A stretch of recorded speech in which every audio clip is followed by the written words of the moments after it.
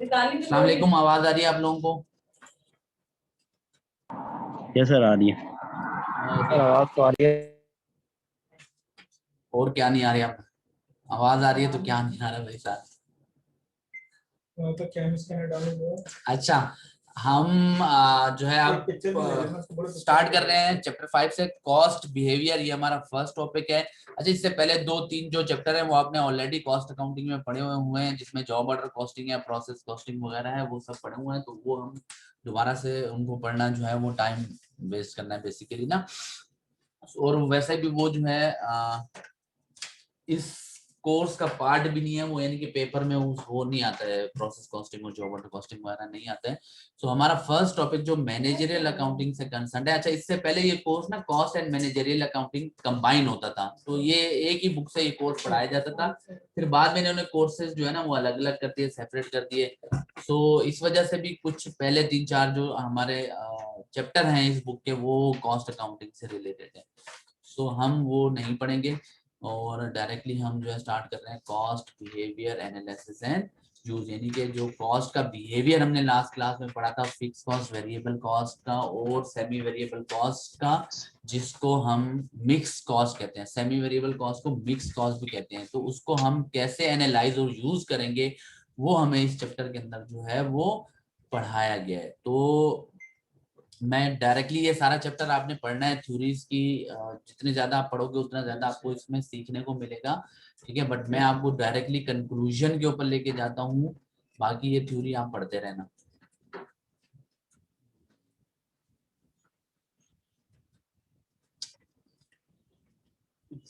तो बल्कि हाँ, ये थोड़ा थोड़ा सा मैं एक्सप्लेन कर देता हूँ यहाँ पर ना।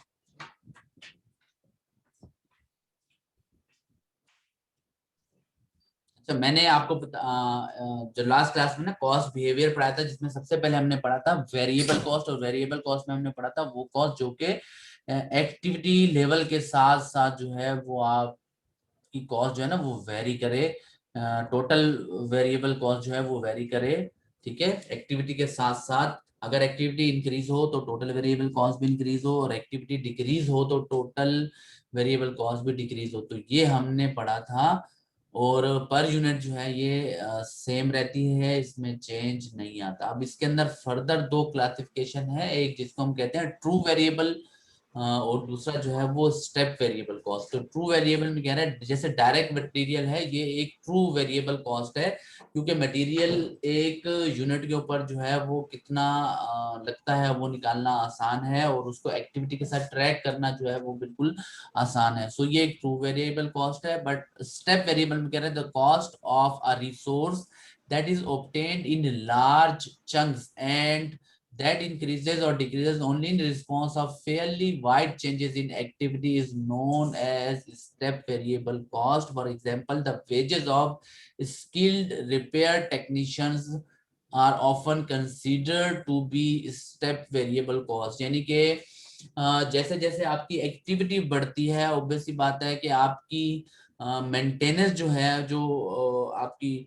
जो स्किल्ड मेंटेनेंस भी नहीं कहेंगे, बल्कि आपके आपके जो ऐसी लेबर जो कि स्किल्ड टेक्नीशियन है, जो कि आपकी मशीनरी को रिपेयर करते हैं, तो जितनी ज्यादा आप मशीनरी को चलाते जाओगे उतनी ज्यादा उनकी जो है वो सर्विसेज आपको लेनी पड़ेगी, उतने ज्यादा आवर्स उनको आपको जो है वो टेक्नीशियन रिपेयर में लगे रहेंगे, और जितनी कम एक्टिविटी होगी उतने कम आवर्स उनके जो है वो बेसिकली आप यूज करोगे।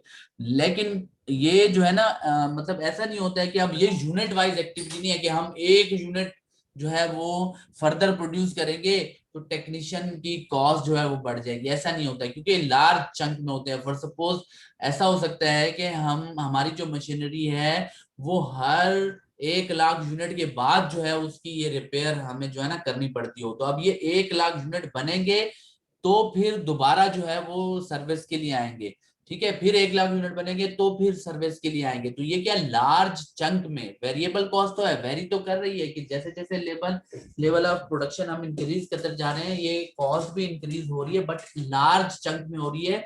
एक यूनिट के बढ़ने से ये कॉस्ट नहीं बढ़ रही, बल्कि जब हम 1 लाख यूनिट प्रोड्यूस कर चुकते हैं तब उसके बाद हमें जो है वो सर्विस करवानी पड़ती है। तो ऐसी कॉस्ट को हम स्टेप वेरिएबल कॉस्ट कहते हैं, जो कि एक स्टेप के बाद जो है अकर होती है। और वो स्टेप हमारा, जैसे हमने कहा है कि 1 लाख यूनिट्स हमारे जो है वो प्रोड्यूस होते हैं, तब हमारी मशीनरी को जो है वो सर्विस की जरूरत होती है, तब हम इन टेक्नीशियंस को जो है वो यूटिलाइज करते हैं, इनके आवर्स को यूटिलाइज करते हैं। तो ये स्टेप वेरिएबल कॉस्ट होती है। जबकि ट्रू वेरिएबल कॉस्ट वो हर यूनिट, 1 यूनिट भी इंक्रीज होगा तो वो इंक्रीज होगी, ठीक है। तो एवरी यूनिट इंक्रीज जो है वो उस वेरिएबल कॉस्ट के इंक्रीज का मौजब बनता है, वो ट्रू वेरिएबल कॉस्ट होती है। और एक चंक ऑफ यूनिट्स जब आप प्रोड्यूस कर चुके होते हैं और उसकी वजह से कोई कॉस्ट अगर इंक्रीज होती है तो उसको हम स्टेप वेरिएबल कॉस्ट कहते हैं। सही, यहाँ पर इसने आपको एग्जांपल भी दिए। देखो जो आपका जो है ट्रू वेरिएबल कॉस्ट होगा ना बेटा, वो एक बिल्कुल लीनियर जो है वो आपकी वो होगी, लाइन होगी, ठीक है ना, जिसको आप स्ट्रेट लाइन कहते हो। उसमें कोई गैप नहीं होगा, स्ट्रेट लाइन होगी बिल्कुल। तो ये स्ट्रेट बढ़ रही है क्योंकि इसका जो है वो स्लोप जो है वो बिल्कुल सेम है, स्लोप जो है वो चेंज नहीं हो रहा। जबकि स्टेप वेरिएबल में स्लोप जो है वो इसमें आप देखोगे एक स्टेप के बाद आ रहा है, गैप आ रहा है बीच में, तो ये स्ट्रेट लाइन नहीं है, ये फर्क है। ये वो कॉस्ट है जो हर यूनिट के साथ, 1 यूनिट बढ़ता है कॉस्ट बढ़ जाती है, दूसरा यूनिट बढ़ता है कॉस्ट बढ़ जाती है, तीसरा यूनिट बढ़ता है कॉस्ट बढ़ जाती है। तो हर यूनिट के साथ कॉस्ट इंक्रीज हो रही है, यहाँ पर हर यूनिट के साथ इंक्रीज नहीं हो रही। ये जो बेसिकली स्टेप आ रहे हैं, हमने कहा था, जैसे मैंने आपको अपनी एग्जांपल में बताया है कि 1 लाख यूनिट बनेंगे तो सर्विस की जरूरत पड़ेगी। तो ये गैप जो है ये बेसिकली उन 1 लाख यूनिट का है। तो पहले 1 लाख यूनिट प्रोड्यूस करेंगे, फिर सर्विस की जरूरत पड़ेगी, फिर 1 लाख यूनिट, फिर सर्विस। तो ये हर यूनिट के साथ चूंकि नहीं हो रहे, बल्कि 1 लाख यूनिट के गैप से आ रहा है, तो इसको जो है वो हम स्टेप वेरिएबल कॉस्ट कहते हैं। तो ये जस्ट एक एग्जांपल थी, इसकी कई एग्जांपल और भी हो सकती है। अच्छा,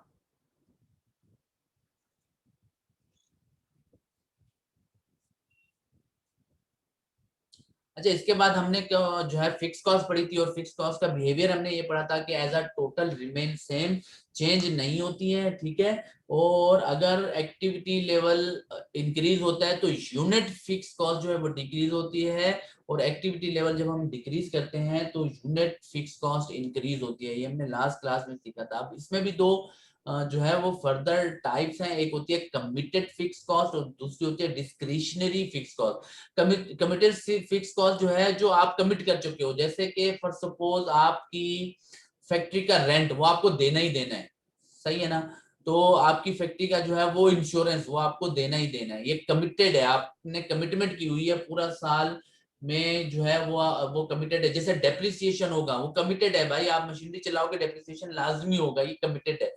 डिस्क्रिशनरी फिक्स कॉस्ट क्या होती है कि इसमें ये मतलब है कि खास सिचुएशन में मैनेजमेंट के अप्रूवल से ये कॉस्ट अकर होती है। तो इसमें एग्जांपल दे भी रहे हैं, जैसे आप फॉर सपोज एडवर्टाइजिंग बढ़ाना चाह रहे हो, तो एडवर्टाइजिंग के लिए जो है वो एक अप्रूवल आपने, एडवर्टाइजिंग क्या एक फिक्स कॉस्ट है, अब उसके लिए आपने अप्रूव करवा के खास सिचुएशन में आपने एडवर्टाइजिंग थोड़ी ज्यादा कर दी, तो ये डिस्क्रिशनरी फिक्स कॉस्ट होती है, जो कि अप्रूवल्स के साथ आपको जो है मतलब इसके लिए आपको अप्रूवल लेना पड़ता है।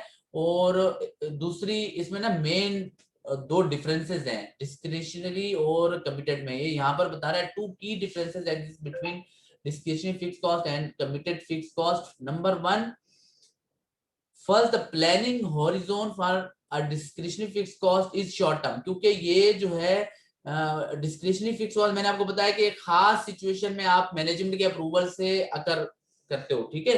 तो ये एक शॉर्ट टर्म उस पीरियड के लिए होते हैं, कोई 8-10 साल के लिए नहीं होती है। जबकि मशीनरी का डेप्रिसिएशन जब तक मशीनरी की लाइफ है तब तक होगा, ठीक है। जैसे एक मशीनरी की 10 ईयर लाइफ है तो 10 साल तक कमिटेड उसका जो भी फिक्स एक्सपेंस है डेप्रिसिएशन का वो होगा, वो कमिटेड कहलाएगा। बट एक खास पीरियड में खास सिचुएशन में आपने एडवर्टाइजिंग का बजट कोई अप्रूव करवा लिया तो वो शॉर्ट टर्म पीरियड के लिए, ठीक है, तो उसको हम डिस्क्रिशनरी फिक्स कॉस्ट कहते हैं। ये दोनों में एक मेजर डिफरेंस तो एक ही है। Second, discretionary fixed cost can be cut for short period of time with minimal damage to the long run goal of the organization. For example, spending on management development program can be reduced because of poor economic condition। यानी कि आप जो है ये इसको आप cut कर सकते हो। अगर आपने फॉर सपोज बजट में ये रखा था कि इस पीरियड में जो हमने 1 लाख रुपए का जो है ये एक्सपेंस करना है डेवलपमेंट प्रोग्राम के ऊपर, और बाद में आप देखते हो कि आपके जो है वो इकोनॉमिक कंडीशन सही नहीं है, तो आप इसको कट कर सकते हो। 1 लाख से 80,000 कर सकते हो, 60,000 कर सकते हो, 50,000 कर सकते हो, कोई मसला नहीं है इसमें। लेकिन जो आपकी कमिटेड फिक्स हो, क्योंकि वो कमिटेड है, उसको आप कम नहीं कर सकते भाई। डेप्रिसिएशन आपका वंस आपने डिसाइड कर लिया कि इस मेथड के थ्रू कैलकुलेट होगा, तो वो हर साल उसी मेथड के थ्रू कैलकुलेट होगा, आप उसको कम नहीं कर सकते हो। रेंट अगर आप दे रहे हो फैक्ट्री का, तो भाई वो भी कमिटेड है, आप उसको कम नहीं कर सकते हो। अगर पुअर इकोनॉमिक कंडीशन है तो आप उसको ये नहीं बोल सकते हो कि भाई 3 लाख के रेंट के बजाय आप हमसे जो है वो लाख रुपए ले लो। तो कमिटेड और डिस्क्रिशनरी में दूसरा मेजर फर्क ये है कि कमिटेड को जो है आप चेंज नहीं कर सकते हो किसी खास कंडीशन में, बट डिस्क्रिशनरी क्योंकि आपके बजटेड है, आपका अप्रूव्ड है, तो अगर आप देख रहे हो कि आपके कंडीशन अच्छा नहीं है, इकोनॉमिक कंडीशन अच्छा नहीं है, आपका पास जो है वो कैश की अवेलेबिलिटी नहीं है, तो आप जो है उसको चेंज कर सकते हो, कट कर सकते हो। तो ये दोनों में बड़ा फर्क है। अच्छा, उसके बाद हमारे पास मिक्स कॉस्ट होती है। मिक्स कॉस्ट जिसको हम सेमी वेरिएबल कॉस्ट भी कहते हैं, जो कि फिक्स कॉस्ट और वेरिएबल कॉस्ट का जो है वो क्या होता है, कॉम्बिनेशन होती है, ठीक है, दोनों का। अच्छा, इसके अलावा एक चीज ये भी समझ लें आप, देखो कि जो आपकी फिक्स कॉस्ट होती है ना, वो एक खास रेंज तक जो है वो चेंज नहीं होती है, लेकिन उसके बाद वो चेंज होती है, ठीक है। यानी कि इसको हम बोलते हैं रेलिवेंट रेंज। फॉर सपोज हमने एक फैक्ट्री लगाई और उस फैक्ट्री में हम 1 महीने के 1 लाख यूनिट प्रोड्यूस कर सकते हैं किसी भी प्रोडक्ट के, ठीक है। सो 1 लाख यूनिट जो हम प्रोड्यूस कर रहे हैं, जब तक हमारे पास जो ऑर्डर आएंगे वो 1 लाख या 1 लाख से कम के आते रहेंगे, तो ये फैक्ट्री में काम चलता रहेगा। लेकिन अगर ऑर्डर्स की क्वांटिटी बढ़ गई और हमारे पास अब मंथली बेसिस पे 1.5 लाख या 2 लाख या 1,80,000 यूनिट्स के ऑर्डर आने लग गए, तो भाई अब वो पहली वाली फैक्ट्री में उसको प्रोड्यूस करना मुमकिन नहीं है, क्योंकि उस फैक्ट्री में तो हम सिर्फ 1 लाख यूनिट बना सकते हैं। तो अब हमको क्या करना पड़ेगा, या तो मशीनरी बढ़ानी पड़ेगी या तो एक फैक्ट्री और लगानी पड़ेगी। जब हम ये काम करेंगे तो हमारी फिक्स कॉस्ट चेंज हो जाएगी, यहाँ से इंक्रीज होके यहाँ चली जाएगी, ठीक है ना।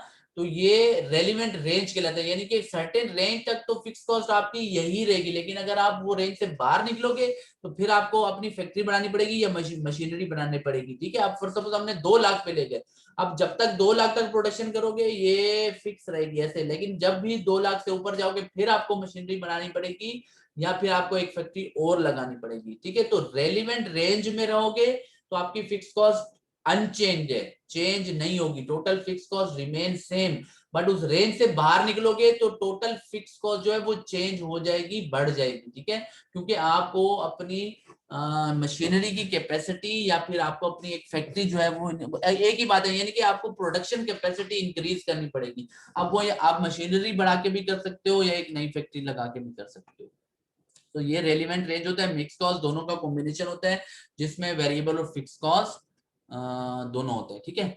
अच्छा, अब हम जो है वो डायरेक्टली एक क्वेश्चन पे जाते हैं, जिससे हम ये समझेंगे कि भाई ये बेसिकली पूरा टॉपिक जो है ना ये क्या कह रहा है हमें ना, और इस पे हमें करना क्या होगा। देखो, अगर आपको वेरिएबल कॉस्ट, फिक्स कॉस्ट और मिक्स कॉस्ट की पहचान नहीं होगी ना, तो ये क्वेश्चन अटेम्प्ट करना बहुत मुश्किल हो जाएगा।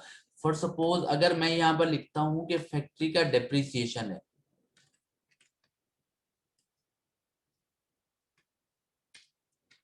तो कोई मुझे बता सकता है कि ये डेप्रिसिएशन वेरिएबल कॉस्ट है, फिक्स है या मिक्स्ड है? सर कमिटेड वेरिएबल है, कमिटेड फिक्स्ड कॉस्ट। सही है, कमिटेड फिक्स कॉस्ट है, फिक्स कॉस्ट है इन शॉर्ट, ठीक है। अच्छा, फैक्ट्री का जो प्रॉपर्टी टैक्स है ये फिक्स है, वेरिएबल है या मिक्स्ड है? फिक्स्ड है सर। ये भी फिक्स है, ठीक है। अच्छा, फैक्ट्री की जो इलेक्ट्रिसिटी है ये मिक्स्ड होगी, मिक्स्ड कॉस्ट। ये मिक्स कॉस्ट होगी, ठीक है। अच्छा, अब जो डायरेक्ट मटेरियल है वो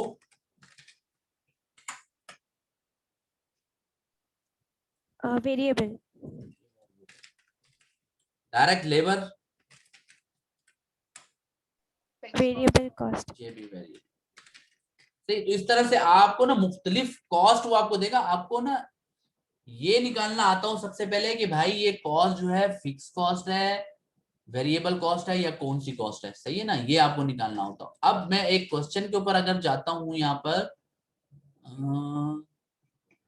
ये है, देखो ये कह रहा है आपसे कंपनी है, कंपनी है या हॉस्पिटल है ये ना, basically diagnostic cost behaviour with a scatter graph plot.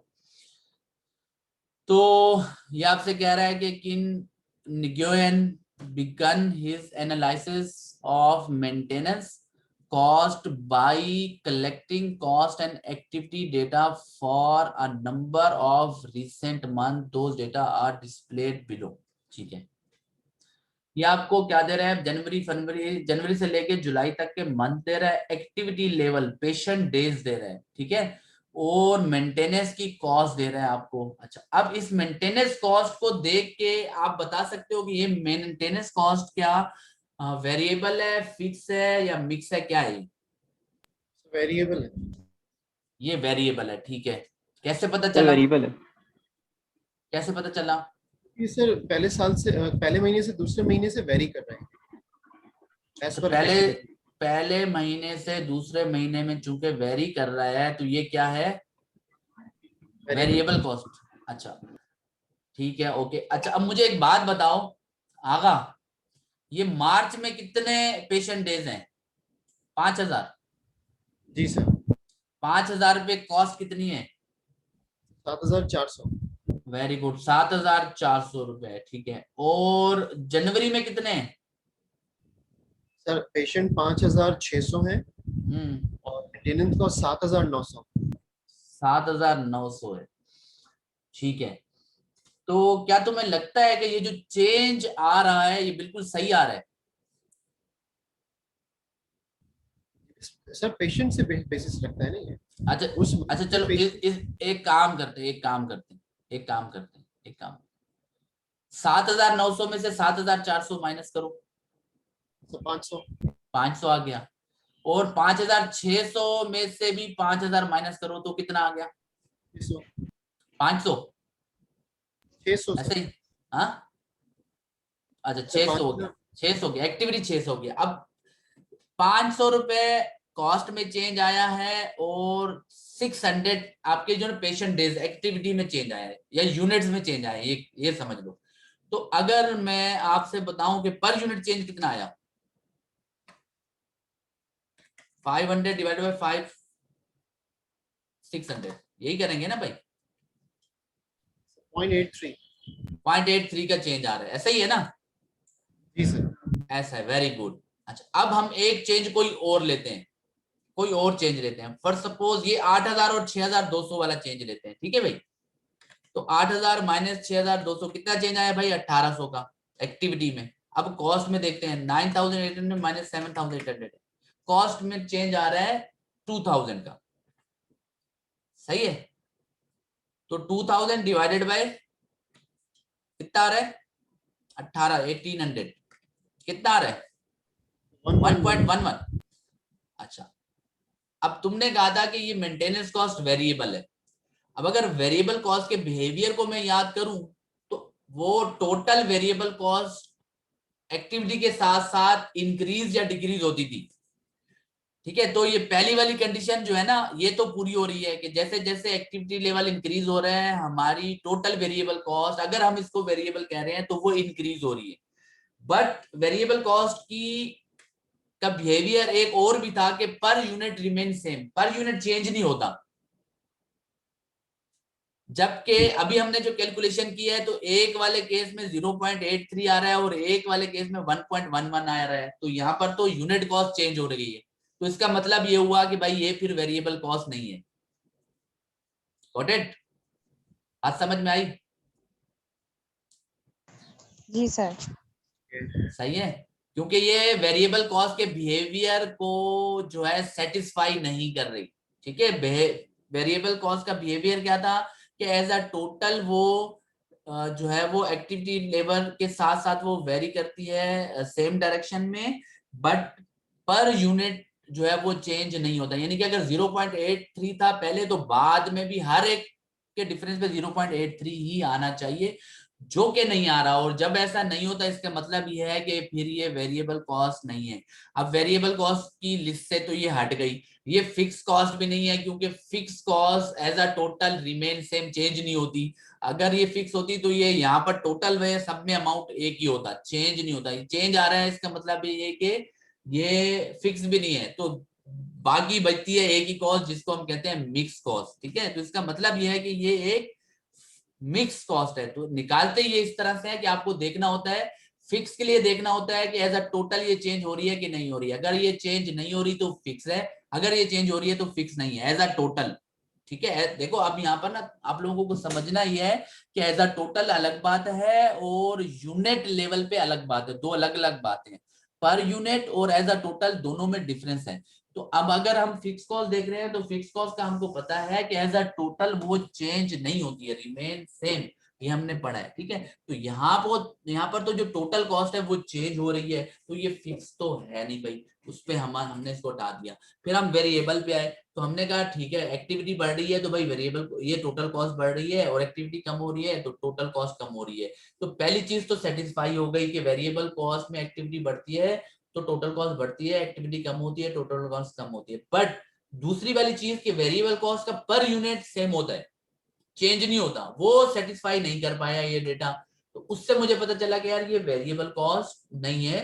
ठीक है, फिर आखिर में अब मेरे पास एक ही चीज बचती है और वो है मिक्स कॉस्ट। मिक्स कॉस्ट में एक सर्टेन परसेंटेज फिक्स होती है और बाकी वेरिएबल होती है। ठीक है, अब ये कह रहे हैं the first step in analysing the cost and activity data is to plot the data on a scattered graph. अच्छा, अब एक बात तो ये है डिसाइडेड हो गई कि ये मिक्स कॉस्ट है। ये तो हमने अभी मतलब अपने बिहेवियर से जो हमने सीखा था लास्ट क्लास में, उससे हमने ये चीज निकाली कि ये मिक्स कॉस्ट है। अब सवाल यहाँ पर ये पैदा होता है कि हमें इसको लाना है इस इक्वेशन की फॉर्म में। सही है, इस इक्वेशन की फॉर्म में लाना है। इक्वेशन क्या है जिसमें हम कह रहे हैं y is equal to a plus b x. ठीक है, ये इक्वेशन है y is equal to a plus b x. अब ये जो y है ये टोटल मिक्स कॉस्ट है।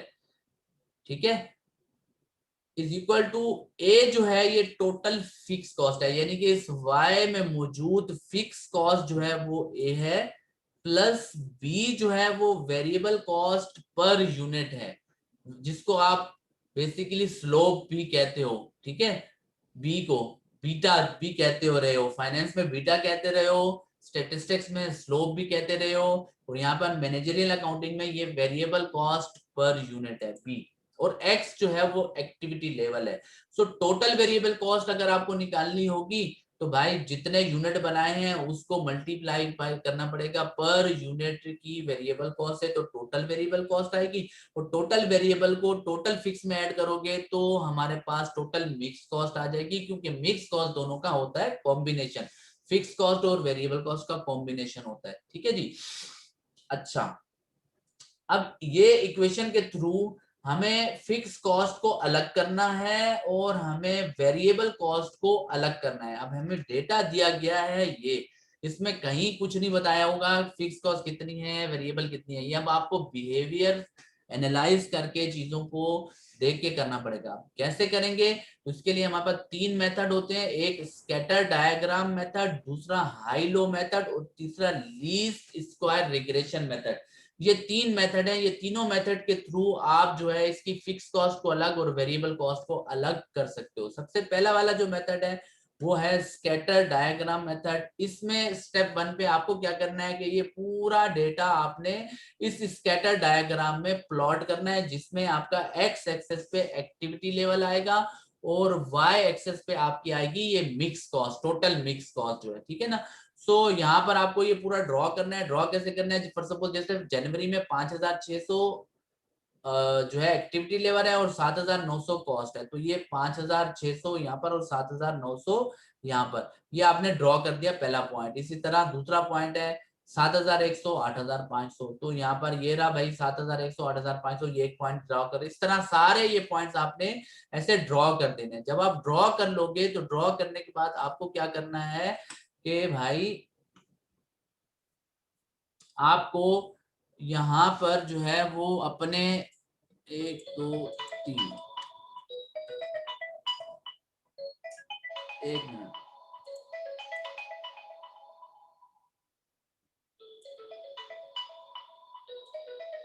बल्कि मैं आपको करके दिखाता हूँ। देखो अभी ना कुछ भी नहीं है यहाँ पर।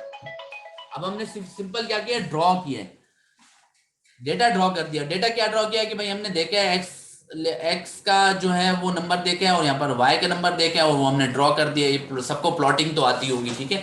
प्लॉट करने के बाद अब हमने देखना है डेटा की रेंज कितनी है। डेटा की रेंज देखने के लिए ना हम ऐसे ही एक रफ जो है ये लाइंस खींच लेंगे, ठीक है। अब आप देखो कि ये आखिरी जो आपका ये पॉइंट आ रहा है वो यहाँ पे आ रहा है, सही है। और इसी तरह अगर टॉप पे आप देखो तो लास्ट आपका पॉइंट ये यहाँ कहीं पे आ रहा है। तो ये आपने यहाँ पर अपने डेटा की रेंज देखनी है कि भाई आपका डेटा जो है वो इस पूरे एरिया में फैला हुआ है।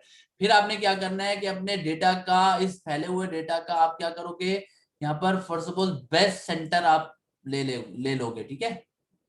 इसको फर्दर आपने ना ये लास्ट ये है आपका और यहाँ पर आपका लास्ट ये, यानी कि जो दो आपके मैक्सिमम पॉइंट है ना उनको आपने मिलाना है। इसी तरह दो जो आपके लोअर पॉइंट है उनको भी आपने मिलाना है। तो एक लोअर पॉइंट आपका ये है और दूसरा लोअर पॉइंट जो है वो आपका ये वाला, एक ये वाला और एक ये वाला, इनको भी मिला दिया। जब ये हो जाए फिर इस पूरे डेटा का बेस्ट सेंटर लेना है, ठीक है। और बेस्ट सेंटर लेने के लिए आप क्या करोगे, एक लाइन एक ड्रॉ करोगे बेस्ट सेंटर की। तो यहां से हम इसको ट्रैक करके यहां से भी मैंने सेंटर ले लिया, ठीक है, और यहां से भी मैंने सेंटर ले लिया। तो ये आपने अपने डेटा का बेस्ट सेंटर ले लिया जो कि यहाँ कहीं पर आपके पास जो है वो आ गया, सही है। थोड़ा सा इसको या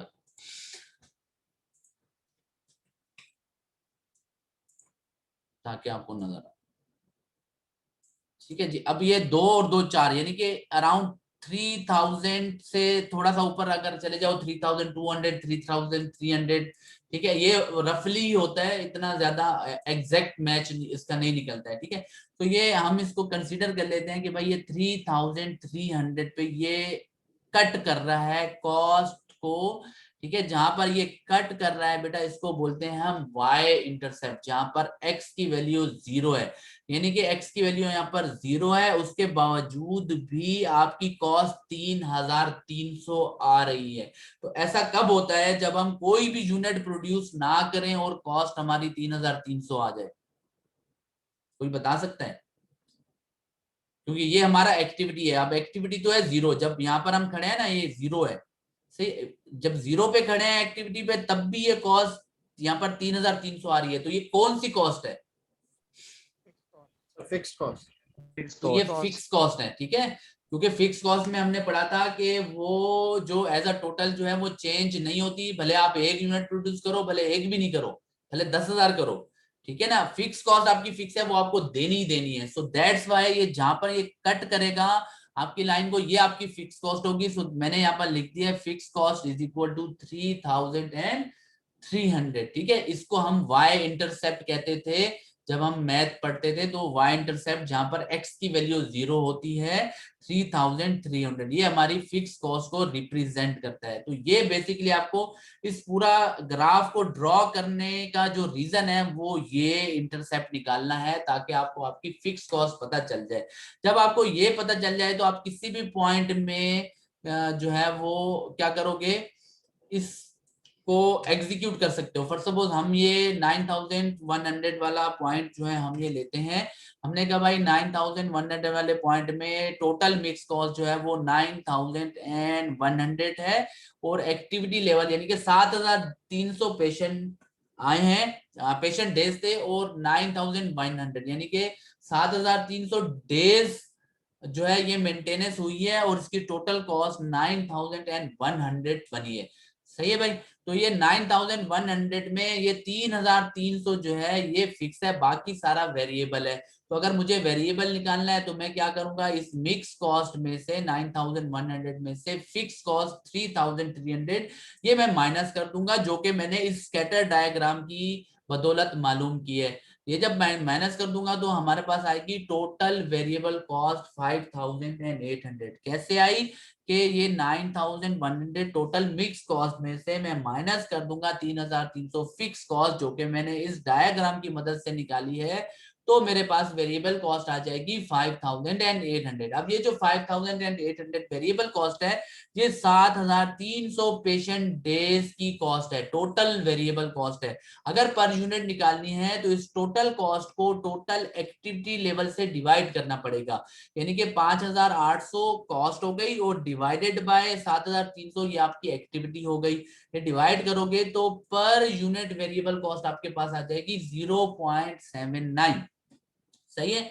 जब आपके पास पर यूनिट वेरिएबल भी आ जाए और टोटल फिक्स आ जाए, फिर आप इसको यहाँ पर सिंपली लिख सकते हो कि भाई ये आपकी टोटल फिक्स कॉस्ट जो है वो आ गई 3,300 की, प्लस वेरिएबल कॉस्ट जो है वो पर यूनिट आपकी जो है वो 0.79 ये आपने कैलकुलेट कर दी, और आपका एक्टिविटी लेवल जो है वो 7,300 था, वो आप लिख दोगे तो आपकी टोटल कॉस्ट 9,100 आ गई। ये इक्वेशन आपने बना ली है। दो चीजें मेजर चाहिए होती हैं, एक ये फिक्स कॉस्ट जो कि इस डायग्राम की मदद से निकाली, और एक ये वेरिएबल कॉस्ट पर यूनिट जो कि हमने इस छोटी सी कैलकुलेशन की मदद से निकाल ली है। अब वो क्वेश्चन में आपको कह सकता है कि भाई ठीक है, अब जुलाई के बाद अगस्त में वो आपसे कह सकता है कि एक्सपेक्टेड है कि भाई 8,300 पेशेंट डेज जो है वो मेंटेनेंस होगी, तो आप बताओ कि उसमें टोटल कॉस्ट क्या होगी। तो सिंपल आपको एक्स की वैल्यू 8,300 पुट करनी है।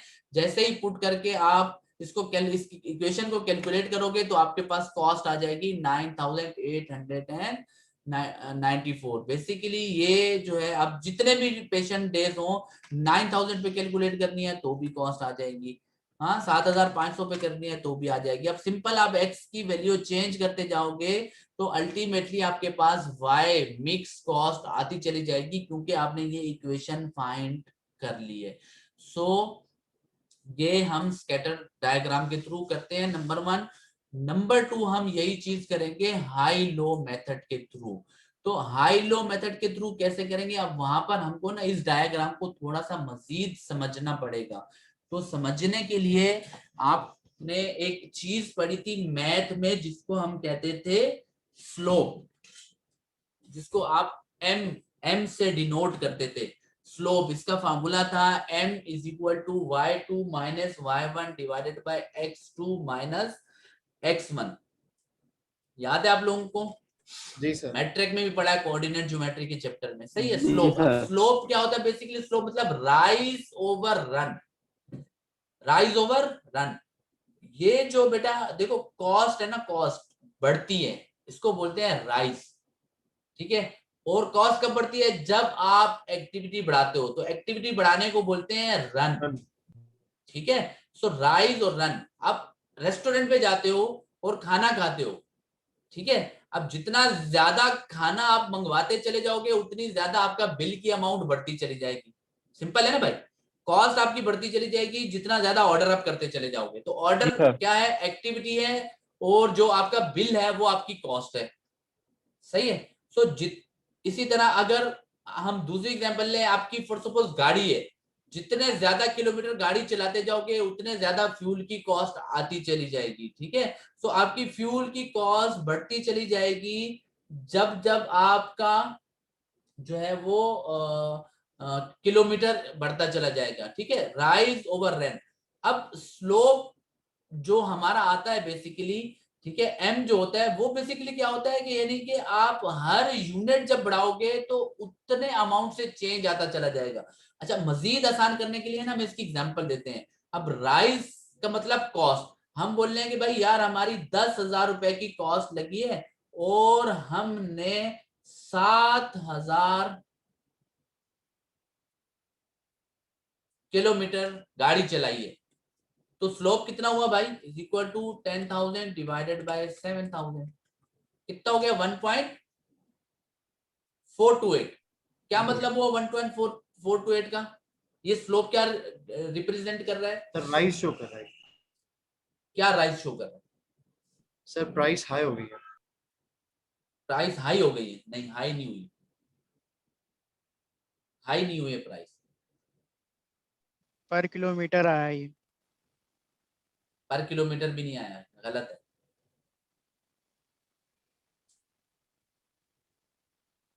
चलो कह सकते हैं इसको पर किलोमीटर, लेकिन कैसे?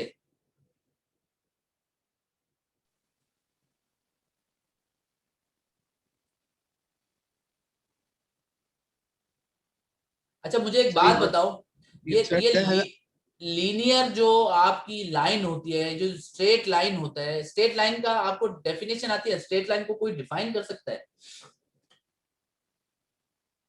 No ending point. No ending point, वो स्ट्रेट लाइन होती है। तो यहाँ पर अगर मैं एक लाइन ऐसे बनाऊं, ऐसे करके ऐसे बनाऊं, तो भाई इसका भी कोई एंडिंग पॉइंट नहीं होगा, ये भी बढ़ता चला जाएगा, ये भी बढ़ता चला जाएगा, तो स्ट्रेट लाइन होगी वो। अगर मैं ऐसे लाइन खींचता हूँ ऐसे, या यू बना देता हूँ ऐसे, तो स्ट्रेट लाइन है वो, क्योंकि उसका भी कोई एंडिंग पॉइंट तो होगा नहीं। लाइन को डिफाइन देखो, लाइन की डेफिनेशन आपको आती होगी ना, फिर आपको ये समझ में आएगा, अदरवाइज नहीं आएगा।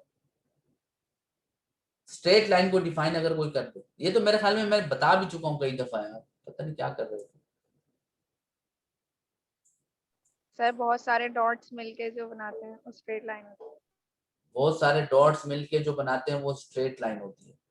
अगर मैं इस सितारों को डॉट्स कंसीडर करूं आसमान के ऊपर, तो क्या मैं ये कह सकता हूँ कि आसमान पे रात को जो नजर आता है वो स्ट्रेट लाइन होती है?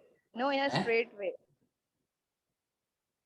हाँ, dots in a straight way sir, वो स्ट्रेट लाइन बनाएंगे। What do you mean by straight वे?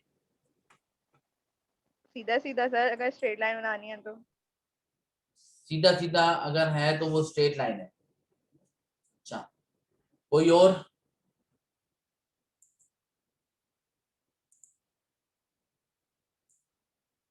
कोई और भाई बता सकता है? जल्दी यार, टाइम नहीं है बेटा, देखो। ओनली वन डायमेंशन में जो पढ़ रही हो, एक ही डायमेंशन में। डायमेंशन क्या होती है? डायमेंशन तो अलग चीज है बेटा, डायमेंशन तो वर्ड ही नहीं है यहाँ पर। डायरेक्शन एक ही हो, मतलब उसकी हाँ, डायरेक्शन डायरेक्शन, अभी तुमने सही वर्ड यूज किया। देखो डायमेंशन में और डायरेक्शन में फर्क है। ठीक है, तो स्ट्रेट लाइन की डेफिनेशन है बेटा, a set of points in same direction. A set of points in same direction. ठीक है, ये एक लाइन जो है ना, वो कई छोटे छोटे पॉइंट से मिलके बनी है, और हर पॉइंट की डायरेक्शन जो है वो सेम है। ठीक है, अच्छा अब कई पॉइंट से मिलके बनी है, तो मुझे ये बताओ, पहला पॉइंट तो इधर है ना, यस सर। और आखिरी पॉइंट यहाँ पर आ रहा है। Yes sir. तो इसका मतलब यह है कि यहाँ से यहाँ तक राइज सबको नजर आ रहा है, स्लोप नजर आ रहा है। Yes sir. अच्छा, तो ये स्लोप क्या 1/1 हुआ है या एक साथ ही हो गया है? क्योंकि इसके इस पॉइंट और इस पॉइंट के बीच में कई पॉइंट मौजूद हैं। सही है, और ये स्लोप बना किस वजह से? इसका मतलब ये है कि हर दूसरा पॉइंट पहले वाले पॉइंट से क्या हो रहा है, क्योंकि ये स्लोप जो है ना, ये टोटल वेरिएबल कॉस्ट है, आपकी टोटल कॉस्ट है, वेरिएबल कॉस्ट की टोटल है। सही है, बट ये जो चेंज आ रहा है ना बेटा, ये एक सर्टेन रेट से चेंज आ रहा है इसमें। तो ये जो स्लोप होता है ना, बेसिकली ये रेट ऑफ चेंज होता है, यानी कि इसमें जो चेंज आ रहा है, यानी कि हर दफा जब 1 किलोमीटर आप गाड़ी चलाते हो, तो आपकी टोटल कॉस्ट में 1.42 का चेंज आ जाता है, 1.42 से बढ़ जाती है। यानी कि जब आप 1 किलोमीटर चलाओगे तो आपकी कॉस्ट 1.42 होगी, जब 2 किलोमीटर आप चलाओगे तो सिंपल 2 मल्टीप्लाइड बाय 1.42 2.8 हो जाएगी। और फिर अगर आप 3 किलोमीटर चलाते हो तो भाई 3 मल्टीप्लाइड बाय आपकी ये कॉस्ट। तो 3 किलोमीटर के बाद अगर टोटल कॉस्ट को हम देखें तो कितनी आ रही है भाई? 4.28, ऐसा ही है ना जी। 4.28 आ रही है। अच्छा, अब अगर हम चेंज देखें कितना आ रहा है, तो कैसे निकालेंगे? देखो पहले तो यही है, as it is same value है। अगर दूसरी वैल्यू को देखूं मैं,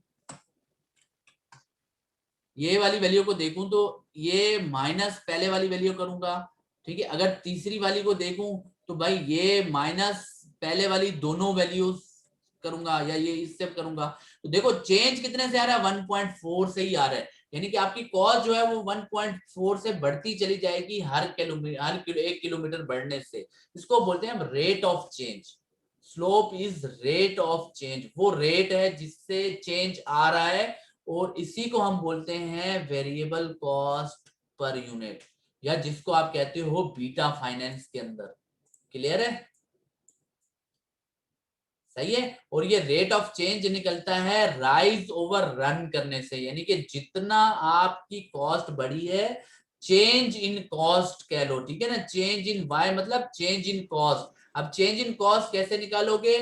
फॉर सपोज अगर आपके पास पहले कॉस्ट 2000 है और बाद में कॉस्ट बढ़ के 10,000 हुई है, तो चेंज कैसे निकालोगे आप कॉस्ट का? 10,000 minus 2,000. Very good, 10,000। तो ये जो पहले कॉस्ट थी ना, इसको बोलते हैं Y1, ये इनिशियल पॉइंट पे थी, ठीक है ना, Y1 इसको बोलते हैं Y1 जो इनिशियल पॉइंट पे थी। और फिर जो बाद में कॉस्ट आपकी बढ़ के 10,000 हो गई, इसको बोलते हैं Y2 जो एंडिंग पॉइंट है। ये स्टार्टिंग पॉइंट पे थी, एंडिंग पॉइंट पे थी। अगर आपको चेंज निकालना है तो भाई चेंज निकालने के लिए Y2 यानी कि एंडिंग पॉइंट में से स्टार्टिंग पॉइंट वाली कॉस्ट को माइनस करना होगा, Y2 माइनस Y1 करना होगा, तो 8,000 ये आ गया आपका चेंज इन Y।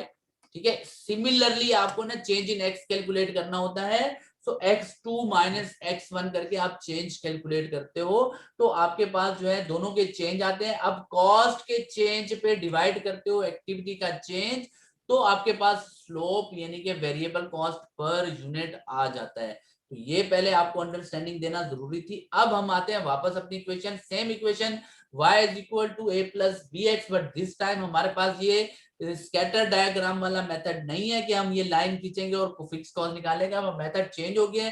क्या चेंज आया भाई मेथड के अंदर? तो मेथड के अंदर चेंज ये आया है कि हमको क्या करना है कि high low method. High low method का मतलब एक पॉइंट जो कि सबसे हाई है वो ले लो भाई, और एक पॉइंट जो सबसे लो है वो ले लो, तो हाई लो मेथड। तो इस डेटा को जब मैंने देखा तो ये जून में 8,000 यूनिट ये हाई पॉइंट है, और मार्च में ये 5,000 यूनिट ये हमारा है लो पॉइंट।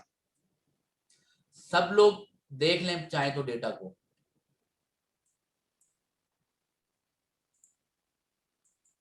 सही है। ये मार्च में 5,000 यूनिट है, 5,000 से बिलो डेटा में कोई एक्टिविटी नहीं है, और जून में जो है वो 8,000 यूनिट है, और 8,000 से अबव भी डेटा में कोई एक्टिविटी नहीं है।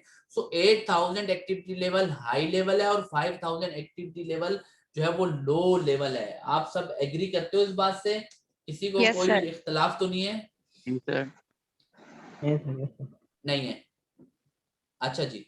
अब ये जो एक्टिविटी है ये x होता है, और जो कॉस्ट है टोटल कॉस्ट जिसको मिक्स कॉस्ट कहते हैं ये y होता है। ये इक्वेशन में भी यहाँ है, ये टोटल मिक्स कॉस्ट जो है वो y होता है, और ये जो आपकी एक्टिविटी है इसको हम x कहते हैं। ठीक है। तो ये दोनों चीजें हमको मालूम है। बीच की दो चीजें यानी कि फिक्स कॉस्ट और वेरिएबल कॉस्ट पर यूनिट ये हमको मालूम करनी होती है। कैसे करते हैं? इसके लिए हम एक्टिविटी लिख देंगे हाई लेवल और लो लेवल, क्योंकि हमें हाई लेवल यानी कि एंडिंग पॉइंट से ओपनिंग पॉइंट को लेस करना है, so that's why high level को टॉप पे लिखते हैं। हाई लेवल 8,000 और लो लेवल जो हमारा तो 5,000, और उसका चेंज निकालना है, तो एंडिंग पॉइंट में से ओपनिंग वाला लेस करोगे तो चेंज हमारे पास 3,000 पेशेंट डेज का, यानी कि एक्स में चेंज जो है वो 3,000 यूनिट्स का आया है। इसी तरह कॉस्ट हम लेंगे तो हाई लेवल पे कॉस्ट 9,800, लो लेवल पे 7,400, इन दोनों का डिफरेंस आया 2,400, यानी कि 3,000 पेशेंट डेज इनमें इंक्रीज आया है, और उसकी वजह से 2,400 कॉस्ट में इंक्रीज आया है। अब ये चेंज इन y है, ये चेंज इन x है। कॉस्ट में चेंज डिवाइडेड बाय एक्टिविटी में चेंज, ये आपको करना पड़ता है। सो यहाँ पर आपको क्या करना पड़ेगा, यहाँ पर एक गलती हो गई, 13,000 लिख दिया। ठीक है।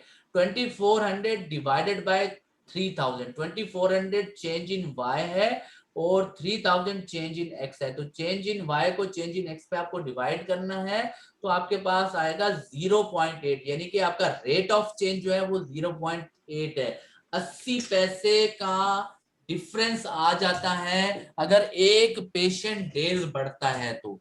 हर दफा एक पेशेंट डेज बढ़ने से आपकी वेरिएबल कॉस्ट 80 पैसे से इंक्रीज हो जाती है। इसको बोलते हैं rate of change, variable cost per unit, beta या बी, जो भी कह लो आप। सही है।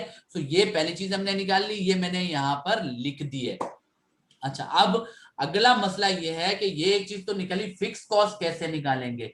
तो अब हमारे पास वेरिएबल कॉस्ट पर यूनिट मौजूद है, हम इन दोनों में से किसी भी पॉइंट में जो है टोटल वेरिएबल कॉस्ट निकाल सकते हैं, क्योंकि एक यूनिट की वेरिएबल कॉस्ट अगर 0.80 है तो भाई 8000 यूनिट पे वेरिएबल कॉस्ट कितनी होगी ये निकालना कोई मसला नहीं है। 8000 unit multiplied by variable cost per unit तो आ जाएगा 0.8। तो ये आपकी जो है वो कितनी आ गई, 6400। ठीक है। हाई लेवल पे आपकी जो कॉस्ट है वो 6400, ये वेरिएबल कॉस्ट आ गई हाई लेवल पे। ठीक है। अब ये 9800 मिक्स कॉस्ट में दो तो कॉस्ट होती है भाई, एक वेरिएबल और दूसरी फिक्स कॉस्ट। तो वेरिएबल तो हमने मालूम कर ली, कैसे मालूम कर ली, पर यूनिट 0.8 को हमने मल्टीप्लाई किया 8000 से तो 6400। अब अगर फिक्स निकालनी है तो कोई मसला नहीं है भाई, टोटल में से वेरिएबल निकाल दो तो बाकी बचती है फिक्स कॉस्ट। तो इस तरह से आप यह बड़ी आसानी से कैलकुलेट कर लोगे। ठीक है। ये मैंने यहाँ पर आपको करके भी दिखाया है कि टोटल हमारी mix cost at high level 9800 थी, उसमें से टोटल वेरिएबल कॉस्ट हमने माइनस की 8000 unit multiplied by 0.8 per unit, जो कि हमने पर यूनिट कॉस्ट हमने यहाँ से निकाल ली थी। तो हमारे पास 6400 टोटल वेरिएबल कॉस्ट आ गई। टोटल कॉस्ट में से टोटल वेरिएबल कॉस्ट निकाल दोगे तो टोटल फिक्स कॉस्ट बच जाएगी। तो फिक्स कॉस्ट को हम यहाँ पर प्लेस करेंगे, वेरिएबल कॉस्ट पर यूनिट को यहाँ पर प्लेस करेंगे, और बाकी सिंपल हमारे जो है वो यूनिट लेवल है। अब हम यूनिट लेवल चेंज करते जाएंगे तो हमारे पास ऑटोमेटिकली ये आती जाएगी। अब हो सकता है वो क्वेश्चन में बोले कि बताओ 10,000 पेशेंट डेज पे कॉस्ट कितनी है, तो आप 10,000 पुट करोगे तो आपके पास ऑटोमेटिकली ये कॉस्ट आ जाएगी। यानी कि आप एक्स की वैल्यू पुट करते जाओगे और वाई टोटल मिक्स कॉस्ट आपके पास आती चली जाएगी। तो ये बेसिकली दो आपके मेथड थे जिससे आप जो है वो क्या निकालते हो, ये इक्वेशन निकालते हो। अच्छा, अब थर्ड जो मेथड है लीस्ट स्क्वायर रिग्रेशन वाला मेथड, ये आप ऑलरेडी पढ़ चुके हो, स्टैटिस्टिक्स पढ़ चुके हैं सब। Yes sir. तो उसमें वो एक्स ऑन वाई आपने रिग्रेशन की लाइन पढ़ी होगी। Yes Yes, sir. sir. उसमें भी Yes, आपको sir. बी कैलकुलेट करना होता है और ए कैलकुलेट करना होता है। Yes, sir. जी सर। सही है। और उसके लिए आपको दो चीजें चाहिए होती हैं, एक एक्स की वैल्यूज और एक वाई की वैल्यूज, दोनों मौजूद है आपके पास। Yes sir. तो बीटा का फार्मूला होता है और इसी तरह जो है वो ए का भी फार्मूला होता है। सही है। वो आप पुट करके यकीनन आप निकाल सकते हो। Yes sir. हो जाएगा। जी सर। सही है। और मेरे ख्याल में इसमें जो है वो फर्दर वो भी होगा, यानी कि एक्स इंटरसेप्ट वगैरह निकालने के लिए भी इसमें भी फंक्शन होंगे। ये जैसे इंटरसेप्ट ये आ रहा है आपके पास, नॉन वाइज नॉन एक्स। अच्छा भाई, कॉमा एक्स करके देखते हैं। आ गया 3430 वाई इंटरसेप्ट, ये आपको निकालना होगा। वाई इंटरसेप्ट ये आपकी फिक्स कॉस्ट हो जाएगी, और इसी तरह आपको जो है वो स्लोप निकालना होगा, वाई इंटरसेप्ट। ये एक्सेल में तो आसान हो जाता है, और दूसरा आपको निकालना होगा स्लोप। ये दो चीजें निकल आएंगी तो अल्टीमेटली आपकी हो गई, लेकिन वो आपको उस फार्मूलाज के थ्रू निकालना पड़ेगा। सही है। Slope is equal to SLOP slope. इसमें कह रहा है भाई नॉन वाइज ये है, कॉमा नॉन एक्सेस ये है, ब्रैकेट क्लोज इंटर, ये आ गया 0.75। इसको अगर थोड़ा सा हम राउंडिंग में लेकर जाते हैं तो ये आ गया। ठीक है जी। तो ये आपकी फिक्स कॉस्ट में ये आ जाएगा, और आपका स्लोप जिसको हम बीटा कहते हैं ये बी है, slope is equal to b. और ये जो वाई इंटरसेप्ट है ये आपका बेसिकली ए है। मैंने एक्सेल में डायरेक्टली कैलकुलेट कर लिया है, आप लोग कैसे करोगे इसको, वो फार्मूला के थ्रू करोगे जो आपने वहां पर पढ़ा है। ठीक है ना। जो आपने स्टैटिस्टिक्स में पढ़ा है उस फॉर्मूला के थ्रू आप करोगे। तो ये आपका जो है एक टॉपिक जो कॉस्ट बिहेवियर वाला है वो यहाँ पर खत्म होता है। आपको कॉस्ट का बिहेवियर पता होना चाहिए और ये 3 मेथड से ये इक्वेशन कैलकुलेट करना और इसके थ्रू फिर एक्स की कोई भी वैल्यू कैलकुलेट करना आती होगी। तो ये क्वेश्चन जो है वो इंतहाई आसान है। ठीक है, तो नेक्स्ट क्लास तक आपको ये अच्छी तरह से पूरा चैप्टर पढ़ना है। इसमें सारी थ्योरी जो है पढ़नी है, कोशिश करनी है कि कुछ क्वेश्चन भी आप ये खुद से। पूछना था जी सर, आपने जो फर्स्ट मेथड करवाया है उसमें हम किसी भी मंथ की अगर उठाते हैं कॉस्ट तो जो वेरिएबल कॉस्ट है वो हाँ चेंज हाँ, नहीं होती, किसी भी मन की उठा सकते हो, यहाँ पर कोई मसला नहीं है ये निकालने मान के तो लिए। चेंज नहीं होगा हमारा। देखो इस वजह से इसको बोलते हैं डर्टी मेथड। अच्छा, सही है, मेथड। देखो ये तीनों मेथड जो है ना, ये तीनों मेथड आपको ना एस्टिमेट देते हैं। ये रिग्रेशन इक्वेशन भी है ना, ये भी एस्टिमेट देते हैं। आप अगर हाइपोथेसिस वगैरह आपने पढ़े हो, जब आपकी रिसर्च हम करते हैं ना, तो रिसर्च में हम इसी तरह से करते हैं कि हमारे पास कोई फैक्ट तो होते नहीं है, तो हम कोई चीज एस्टिमेट करते हैं। सही है ना, तो एस्टिमेट ऊपर नीचे आगे पीछे थोड़ा बहुत हो सकता है। देखो इससे ये भी एग्जैक्ट नहीं है, बट हाँ तुम्हें एक रफली आइडिया तो दे रहा है ना। जी सर। इसके बाद तुम्हारी कॉस्ट 19-20 ही होगी, लेकिन तुम्हें ये तो पता होगा कि एटलीस्ट इतना खर्चा होगा। अब जैसे फॉर सपोज हम पाकिस्तान टूर पे जाते हैं, कल को ना हमने प्लान बनाया पाकिस्तान टूर पे जाने, और हमने बोला यार BS7 वाले 7 में पहुंच गए, इसके बाद 8 है, 8 के फौरन बाद हम पाकिस्तान टूर पे निकल जाएंगे। तो हर स्टूडेंट के दिल में क्वेश्चन क्या आएगा, एटलीस्ट खासकर हम कितने खा, पैसे लगेंगे? हाँ देखा सही है। क्वेश्चन क्या आएगा कि यार पैसे कितने खर्च होंगे यार, पर हेड कितना आएगा यार, ये क्वेश्चन होगा ना। ठीक है, अब हम ये आपको बोलेंगे यार हम तो नहीं बता सकते पर हेड कितना आएगा। ये तो जाहिर सी बात है, जब तुम जाओगे वहां पर खर्चा करोगे, फिर वो सारे खर्चे का हिसाब होगा, फिर पता चलेगा पर हेड कितना आएगा। जी सर। है ना, जवाब ही होगा। तो फिर भी आप बोलोगे सर फिर भी आइडिया तो दें सर, ताकि हम थोड़ा उतना पैसे तो लेके जाए, अरेंजमेंट तो करें ना, हमें आइडिया तो दें थोड़ा। आप ये बोलोगे तो फिर हम क्या करेंगे, हम इस इक्वेशन के थ्रू वो आइडिया लगाएंगे और फिर वो आइडिया आपको दे देगी कि भाई यहाँ पर हेड तकरीबन आपका जो है वो 20 से 25 हजार रुपए आएगा भाई। तो आप जो है वो तकरीबन 25 हजार तक अपने पास रख लो। समझ में आ गई बात? जी सर। तो दैट्स हाउ हम जो है ये चीजें कर रहे होते हैं। ये जाहिर सी बात है कि प्रोडक्ट की कॉस्टिंग में भी हमारे काम आता है और बाकी चीजों की कॉस्टिंग में भी काम आता है। यानी कॉस्ट का हम एस्टिमेट लगा रहे होते हैं कि, और ये पास्ट डेटा की बेस पे लगा रहे होते हैं, तो इसमें वेरिएशन बहुत कम होता है, ज्यादा डिफरेंस नहीं होता है। ठीक है, अच्छा जैसे हम देखते हैं 5600 में अगर मैं इसमें इंसर्ट करता हूं तो कितना आया फर्क, 7750। और वैसे कितना आ रहा है 5600 पे 7 कितना, 100-150 रुपए का फर्क है ना, ज्यादा फर्क तो नहीं है ना। सही, अब इसी पे मैं अगर 6500 इंसर्ट करता हूँ एक्स की वैल्यू, तो 8464 आ रही है। अब यहाँ 6500 पे क्या आ रहा है 8200, वही 150-200 का फर्क है। अगर मैं इसको 6200 एक्स की वैल्यू को रखता हूँ, तो यहाँ पर 8226 आ रहा है, यहाँ पर 7800 आ रहा है, यहाँ पर भी वही 200-400 का फर्क आ रहा है। इनको बहुत एक्सट्रीम डिफरेंस नहीं है, 19-20 का डिफरेंस है जो के चलता है। इसका मतलब ये है कि ये आपको फिर भी कुछ बेहतर है कि स्कैटर डायग्राम में सबसे कम एक्यूरेसी होती है, इस वजह से इसको डर्टी मेथड भी कहते हैं। हाई लो मेथड में एक्यूरेसी चेक कर लेते हैं, ज्यादा बेहतर है। 5600 मैंने इसमें डाले तो देखो 7880 और 7900 में बहुत कम डिफरेंस है। ठीक है, यानी कि इसका जो रिजल्ट है ज्यादा एक्यूरेट आ रहा है। अगर मैं 7100 इसमें इंसर्ट करता हूं तो 9080 आ रहा है, और यहाँ पर जो है 8500 आ रहा है। सही है, एक दो कोई और भी करके देख लेते हैं। 7000 इसमें ज्यादा डिफरेंस आ रहा था, 7300 में देखे तो 9100 और 9200। ठीक है भाई, 6200 पुट करते हैं, 8300 और 7800, तो इसमें भी ऑलमोस्ट फर्क आ रहा है। ठीक है, अब इसमें अगर हम एक चीज और नोट करो, जो मैं तुम्हें नोट करवाता हूँ। सबसे लो इसमें क्या है 5000। हाँ। अब 5000 पे जब मैं लग रहा हूं तो कितना आ रहा है 7400 आ रहा है।